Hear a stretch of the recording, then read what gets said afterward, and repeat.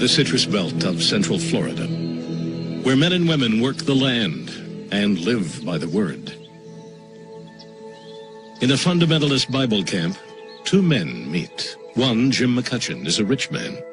The other, James Drysdale, is poor and a drifter. The rich man rents the poor man a room in his house and offers him a job in his fields. For a year they work together much like brothers, until one day when the rich man, Jim McCutcheon, disappears. He'd been gone for several days, and he had an employee by the name of Billy McFall who had actually come to a friend that worked at the sheriff's office and said Mr. McCutcheon didn't show up for work or wasn't there when he went out to go to work, and he was getting concerned. In McCutcheon's absence, Drysdale is operating McCutcheon's tree service business. He has told workers McCutcheon was arrested on a U.S. Customs warrant. Armstrong checks, but finds no such warrant or arrest. Then McCutcheon's workers describe some strange behavior from their interim boss. Drysdale started to do some odd things. He started to ask Billy McFall how if he knew a notary that could notarize a power of attorney for McCutcheon's checking accounts and everything like that, that wouldn't ask any questions. Armstrong decides he needs to talk to James Drysdale. Armed with a warrant, he takes a ride out to McCutcheon's cabin, only to find it empty. Among Drysdale's belongings, he finds religious literature bordering on zealotry. He also finds checks drawn to Jim McCutcheon's business account with Drysdale's name printed on them. You know, at that time, he becomes a prime suspect, especially after he leaves the area when he knows that we're trying to get in contact with him to at least talk to him. As he becomes a suspect in a police investigation, James Drysdale is driving his truck to North Carolina to see his dentist. He returns to Florida on March 30th. In the back seat of his pickup sits a .22 caliber rifle. As Drysdale pulls up to the cabin, the neighbors descend. Two neighbors came up behind me in their vehicles when I drove into the yard. And where you been? Where's Jim? You're both reported missing. What's happened? He told them, well, I don't know. This is what happened. He still gave him the same excuse that he'd given Billy McFall.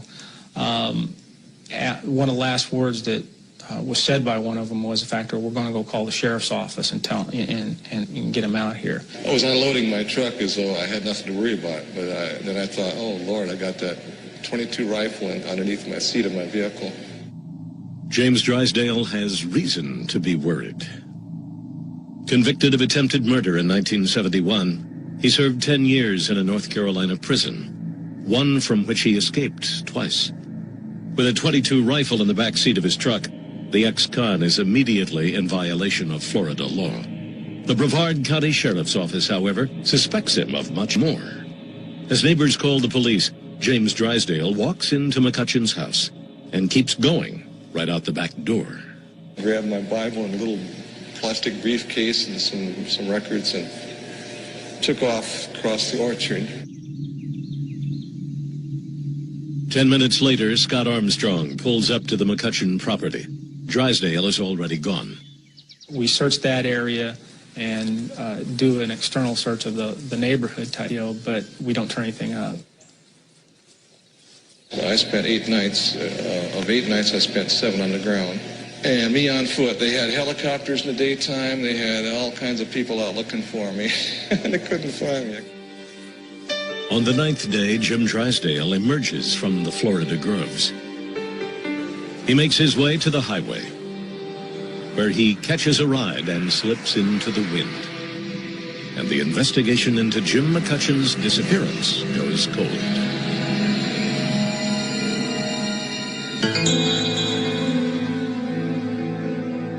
Four years after his disappearance, not a trace of Jim McCutcheon remains.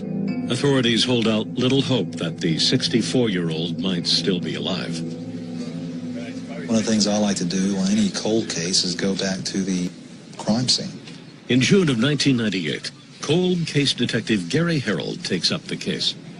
And I was able to walk that area and walk into the house. It's like reading a book versus watching the video. I mean, I was able to be there, be a part of it.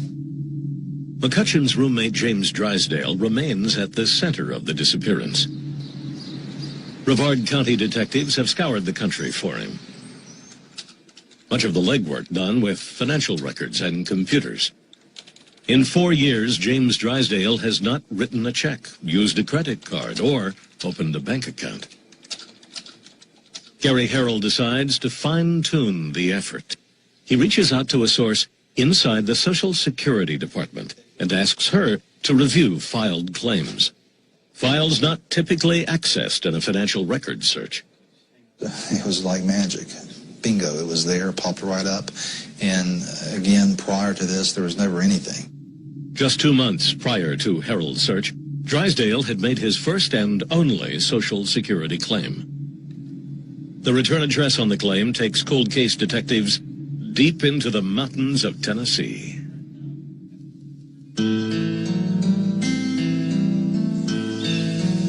Surrey is approximately 20 miles from downtown Rogersville. It is very low populated. It's mountainous, it's rural. It's a good place to hide your identity. On a lonely road atop a Tennessee mountain sits a solitary grouping of mailboxes. In 1998, 555 is the mailing address for James Drysdale.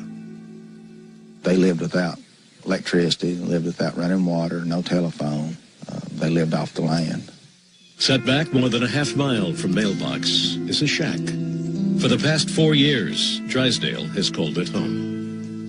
He's carrying his water up from a stream. He's using wood-burning stoves, candles, lanterns. He was able to exist without any documentation. On July 29th, Harrell and homicide detective Scott Armstrong traveled to Hawkins County. At Drysdale's cabin, they find the pieces of his new life, including a new wife, completely unaware of his past. Drysdale works at a construction site about 5 miles down the mountain. Hawkins County sheriffs approach and ask if Drysdale can spare a minute.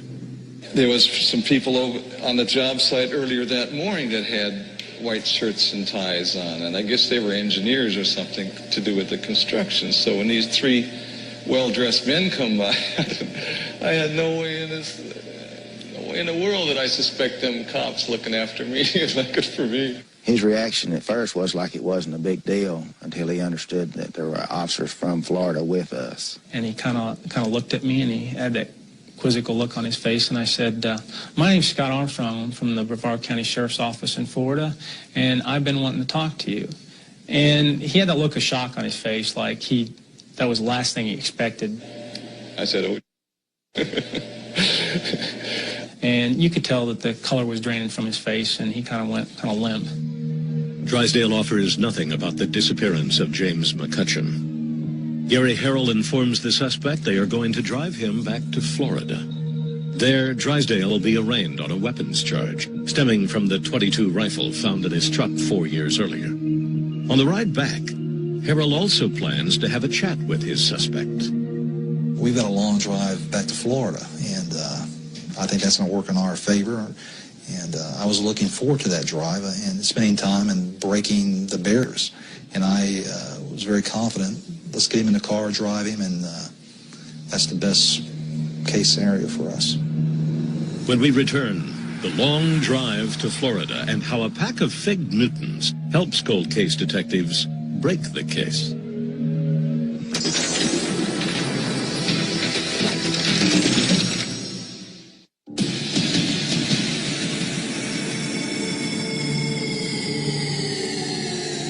For 4 years, James Drysdale has been both fugitive and vagabond. Cuffed in the back seat of a police car, he now begins a long drive from Tennessee to Florida, where he is suspected of killing his roommate, Jim McCutcheon. In the front seat are cold case detectives Gary Harrell and Scott Armstrong. As the road unwinds, the detectives listen, and James Drysdale, a disciple of the religious right, begins to preach. We started just letting him talk, and he kept talking and talking and talking. I mean, it was a sermon. He preached to us from Tennessee to Central Florida. 10 hours. A couple hours outside Florida, Detective Harold suggests a stop. He goes into a roadside store and buys a pack of Fig Newtons. It becomes a tool he will use to break the suspect. I often thought that bag of Fig Newtons may have solved this case. He liked that. He ate those Fig Newtons and preached to us, and we got to Florida. We got serious about Judgment Day, and I knew we were close. As they approach Brevard County, talk in the car turns more closely to religion, and specifically the concept of personal responsibility. I said, James, I think you have a problem. And he was interested in that. I said, you've got a skeleton in your closet, and you're telling me that you're the Christian that you are. I said, as a Christian, I'm worried about you because I have a problem with that. I mean, you have to confess your sins. I said, you haven't done it. He suspected I was lying, covering up, and he says, how do you feel? Are you right with your Maker? If you died tonight, would you be saved? And boy, you know, that really washed over me. And that's when he kind of put his head down and kind of had that look in his eye like there was something on his mind. He said, I need to talk. And I says, if you want, I'll tell you what you want to know. I've tried to cover this thing up about McCutcheon for a number of years now. And I've lied to too many people. I like to fess up to everybody that I killed it in SOB. James Drysdale sits before a tape recorder and provides cold case detectives with the bare bones of Jim McCutcheon's murder. I have no remorse. I killed the man. I thought I was doing a good deed. I really did. That's the way I felt about it. He was such a tyrant. No individual living has been as mean to me as he was. He says, I have no remorse. I mean, he never did. He said, he claims he did the world a favor by getting rid of this SOB, as he puts it. On the heels of his taped confession, Drysdale offers the cold case detectives a bonus, a return to the McCutcheon house, where the killer agrees to reenact his crime.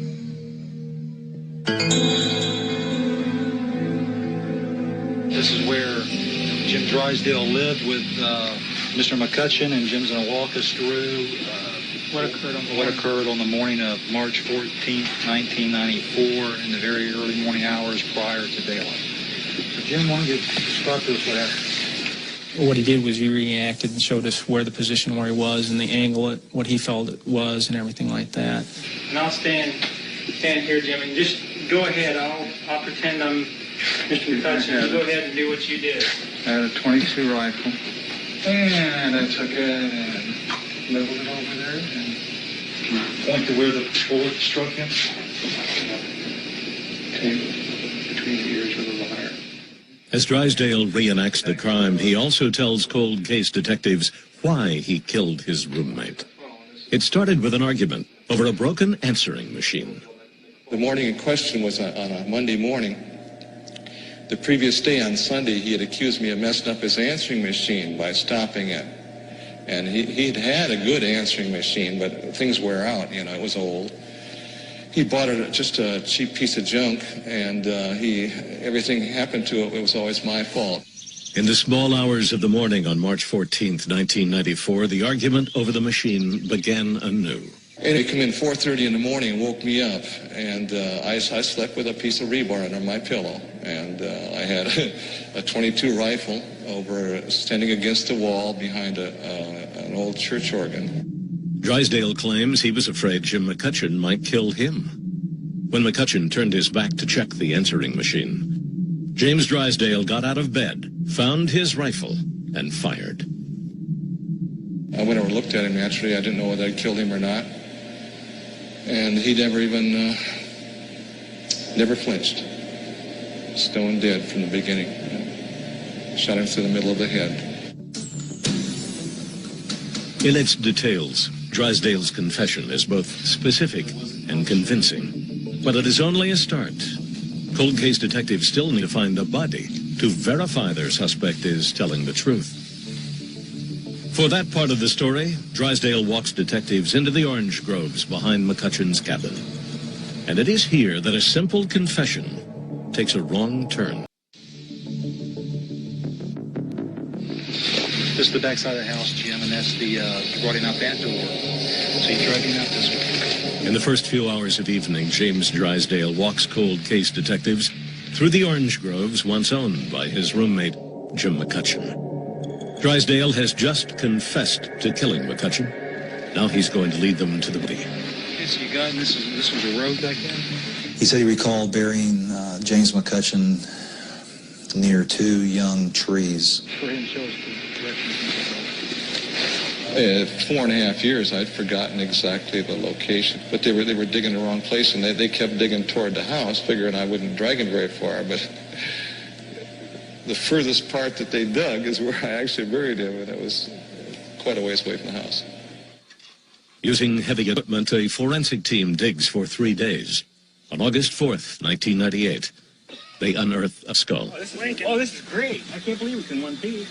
The team believes it to be a part of the remains of Jim McCutcheon.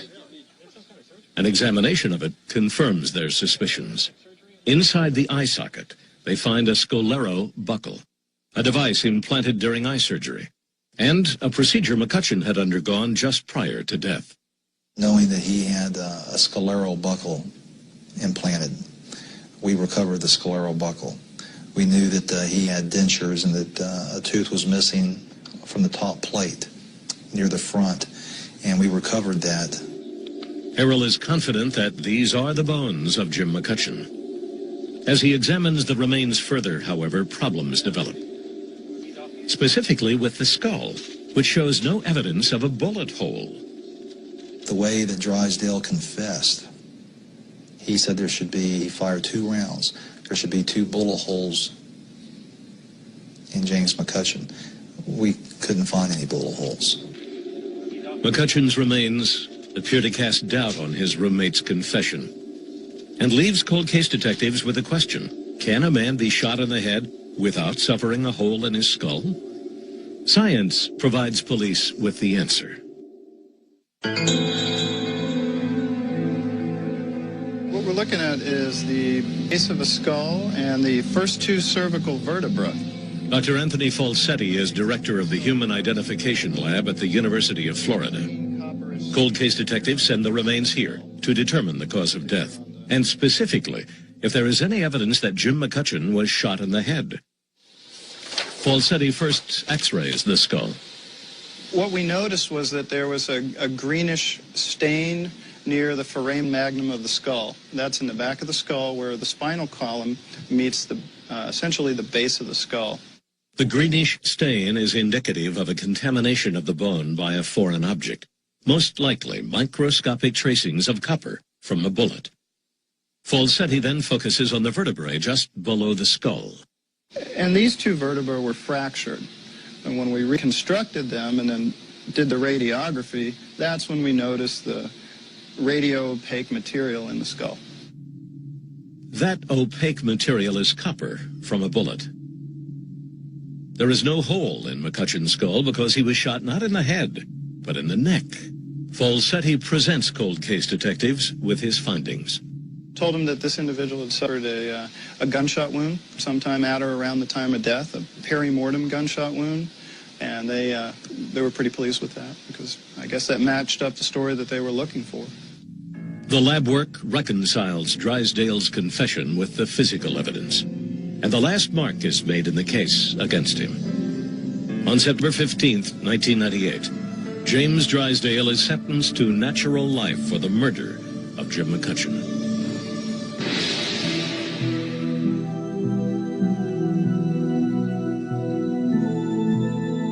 The mark of Cain, if it exists anywhere, is here, in the maximum security lockup outside Jacksonville, Florida.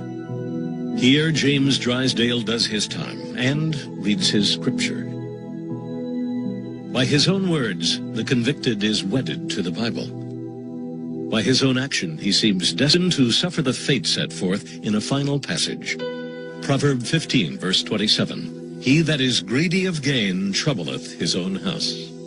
I'm sorry to take a man's life. I would never have taken a man's life, per se. There's just too many reasons why this man shouldn't. I was afraid of him in the morning in question. And I also thought I could do a better job with his own possessions. I think James Drysdale's a career criminal. He had been in and out of prison, escaped twice. He's a drifter. He's an opportunist. He came across best opportunity he's had in a long time, James McCutcheon. I'm sorry I hurt the church. I really have remorse that I brought a bad name upon the church that I belong to. And what can I say? I'm being punished. Jim McCutcheon offered shelter to a man in need and received a bullet for his trouble. He died without a lot of fanfare, his disappearance barely causing a ripple in the local community. 4 years later, however, cold case detectives rekindled his memory and caught his killer. They refused to forget because it's their job to remember. Even with the ones that maybe people aren't knocking at your door or banging the door down trying to get it solved, or you're getting calls from the family all the time. But those are just as important as the ones that do have the families there. There was no one that cared anymore. James McCutcheon, he was forgotten. So I think it was an internal satisfaction with the people in my unit, the homicide detectives, that, hey, we can do this.